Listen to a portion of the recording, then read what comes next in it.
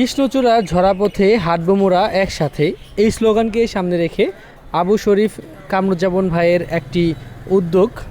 শেরপুর জেলার 5টি উপজেলায় কৃষ্ণচূড়া গাছ রোপণ করবেন। তারই অংশ হিসেবে শেরপুর জেলার ঝিনাইগাতি উপজেলার গজনী অবকাশে গুরুত্বপূর্ণ পয়েন্টগুলোতে কৃষ্ণচূড়া গাছ রোপণ উদ্বোধন করেন সম্মানিত জেলা প্রশাসক মহোদয়, ঝিনাইগাতি উপজেলা ইউনো মহোদয় এবং রক্ত সৈনিক বাংলাদেশের চেয়ারম্যান রাজিয়া সামাদ ডালিয়া মহোদয়।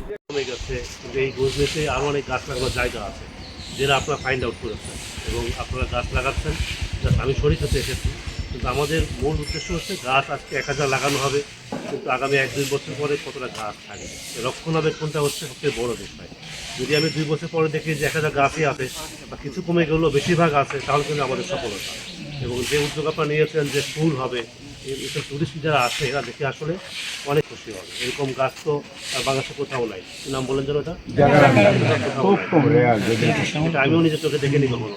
এটা হলে টুরিস্টরা এসে এটা মানে আনন্দিত হবে এবং পরবর্তী তাদের মাধ্যমে আরও টুরিস্ট আসবে। গাছ কিন্তু তোমাদের 1-2 বছর দেখতে হবে। এই গাছ লাগানোর বিষয়টা অনেক কঠিন, লাগানো কঠিন নয়, গাছ সংরক্ষণ করাটাই কঠিন। গাছ সংরক্ষণ করবার জন্য তোমাদের যে শ্রম দিতে হবে, আমি জানি না, আমি একটু বসতে চাই তোমাদের সঙ্গে কীভাবে আমরা 2 বছর এই গাছগুলোকে সংরক্ষণ করতে পারি। সবাই মিলে আমরা বসি এবং একটা টিম বানাই, শক্তিশালী টিম বানাবো। সেই শক্তিশালী টিম দিয়ে আমরা তদারকি করব। 2 বছর তোমরা শ্রম দেবে, 2 বছর দেখলেই গাছগুলো তখন সোজা হয়ে দাঁড়াবে। ওকে আর দেখাশোনা করতে হবে, দেখাশোনা করার জন্য 2 বছর সময় দিতে হবে তোমার।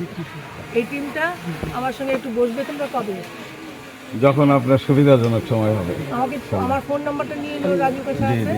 শরীরের সাথে আমাদের কন্টিনিউয়াসলি অনেকের সাথেই আছে যোগাযোগ। আমরা বসে একসময় আমরা একটা টিম গঠন করে ফেলবো।